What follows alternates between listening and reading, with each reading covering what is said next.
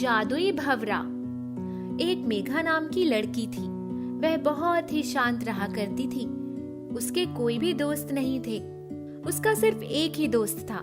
उसका नाम था विनय। लेकिन वह कुछ महीने पहले ही जंगल में खो गया था। विनय के जाने के बाद मेघा और भी अकेली पड़ गई थी। उससे कोई बात करने नहीं आता था। मेघा के घर के पास एक बगीचा था। वह अक्सर उसी बगीचे में जाकर बैठा करती थी। वहाँ बहुत ही कम लोग आया करते थे, लेकिन मेघा हर शाम उस बगीचे में जाकर बैठ जाती थी और वहाँ के पेड़ पौधे और पक्षियों से बातें किया करती थी और अपने दिल की बातें उन्हें बताती थी। मेघा एक दिन अकेले बगीचे में बैठकर पेड़ पौधों से बातें कर रही थी। मेरा कोई दोस्त नहीं, मुझे कोई नहीं समझता। सभी को लगता है कि मैं अच्छी इंसान नहीं हूँ। मुझ में बहुत घमंड है, मगर ऐसी बात नहीं है। सभी पहले ही मुझे घमंडी समझ लेते हैं, तो मैं क्या करूँ? काश मुझे कोई समझ पाता। एक मेरा दोस्त था जो मुझे अच्छे से समझ पाता था, अब वह भी मुझे छोड़कर चला गया है। मेघा बात कर ही रही थी, तभी वहाँ एक फूल पर भंवरा आकर बैठ गया और मेघा की बातों को सुनने लगा। मेघा आसपास देखने लगी। तुम मुझसे बात कर सकती हो, मैं तुम्हारी बात जरूर सुनूंगा। कौन अभी बोला? देखो, मैं इस फूल पर बैठा हूँ। मेघा ने देखा एक भंवरा वहाँ बैठा है और उससे बातें कर रहा है। तुम बात भी कर सकते हो क्या? आज तक तो मैं कई पेड़ पौधे और पक्षियों से बात की हूँ, वो तो मुझे कभी जवाब नहीं देते। फिर तुम कैसे जवाब दे रहे हो? मैं कोई आम भंवरा नहीं हूँ, मैं जादुई भंवरा हूँ। मैं तुमसे बात कर सकता हूँ।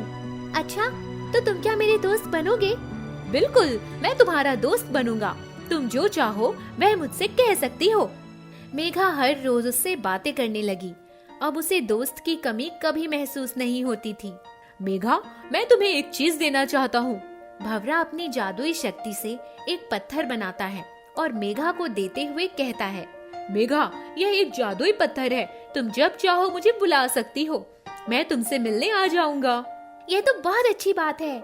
जब भी मेघा घर पर उदास रहती थी, तब वो पत्थर की मदद से भंवरे को बुला लेती थी और कभी कभी खुद बगीचे चली जाती थी उससे मिलने। एक दिन मेघा बगीचे में आई। सुनो, मेरे मम्मी पापा मुझे गांव ले जाना चाह रहे हैं। वे कह रहे हैं कि हम जल्दी ही वापस आ जाएंगे। मतलब अब तुम मुझसे मिलने कभी नहीं आओगी?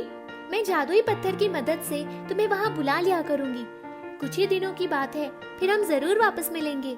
ठीक है दोस्त, तुम जाओ, लेकिन एक उपहार मेरी ओर से लेती जाओ। जादुई भंवरा मेघा को एक अंगूठी देता है। मेघा, यह जादुई अंगूठी हमारी दोस्ती की निशानी है।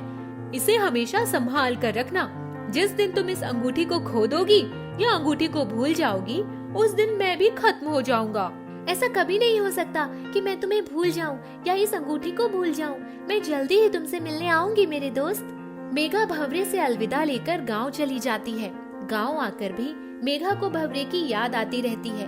वह रोज जादुई पत्थर की मदद से भंवरे को बुलाकर बातें किया करती थी, लेकिन धीरे धीरे मेघा वहाँ के तौर तरीके में ढलने लगी।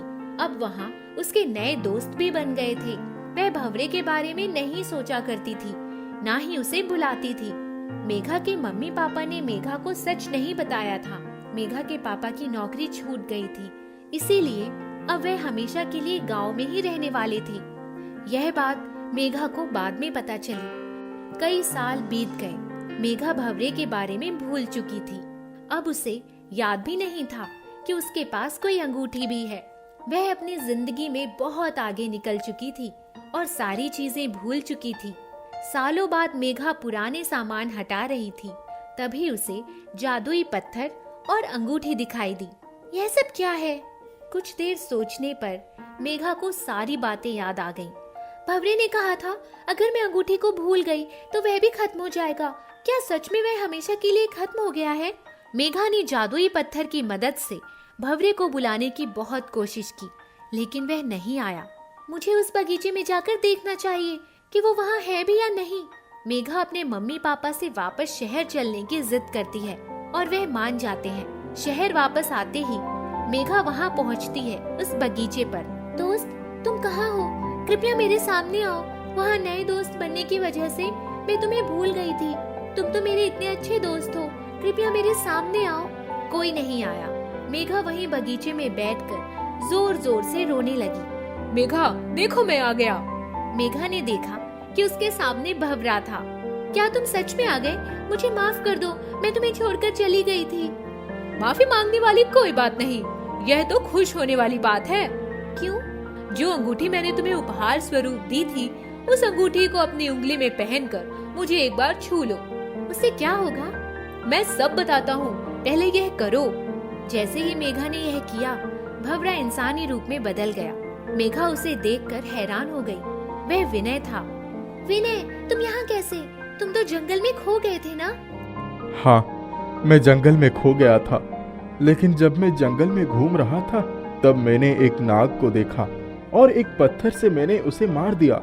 नाग को मारने के बाद एक इच्छाधारी नागिन वहां आ गई और मुझे श्राप दी कि मैं इंसानी रूप से भंवरे के रूप में आ जाऊंगा, और जिस तरह उसने अपने दोस्त को खोया है वैसे ही मैं भी अपने दोस्त को खो दूंगा।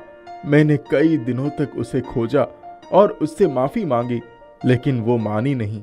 कई दिनों के प्रयासों के बाद एक दिन इच्छाधारी नागिन मान गई और उसने कहा कि वो अपने श्राप वापस नहीं ले सकती है, लेकिन उसने यह भी कहा कि अगर तुम्हारी दोस्त तुम्हें छोड़कर हमेशा के लिए चले जाएगी और फिर तुम्हें याद करके तुम्हारे दिए हुए सामान के साथ तुम्हारे पास आएगी तो तुम वापस इंसानी रूप में आ जाओगे।